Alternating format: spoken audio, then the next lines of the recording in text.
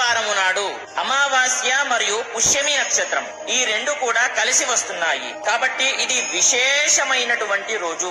దీన్ని ప్రతి ఒక్కరు కూడా ఉపయోగించుకోండి. చూడండి, చాలా మంది కూడా శత్రునాశనం కోరుకుంటారు. శత్రువులతో బాధపడుతున్న వాళ్ళు ఉంటారు, అప్పుల పాలవుతారు చాలా మంది కూడా. ఇంకొకటి నరదృష్టి, ఇంకొకటి ఎవరో ఏదో నా మీద చేస్తున్నారు అనేటటువంటి ఆలోచనలో పడతారు. ఇలాంటి బాధలు మీకు ఉన్నట్లయితే మీరు దీన్ని ప్రతి ఒక్కరు కూడా ఈ రోజును ప్రతి ఒక్కరు కూడా ఉపయోగించుకోండి.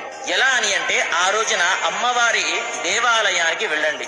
అక్కడ కూర్చొని లలితా సహస్రనామాలు పూర్తిగా చదవండి లేదా వినండి అనేది గుర్తు పెట్టుకోండి.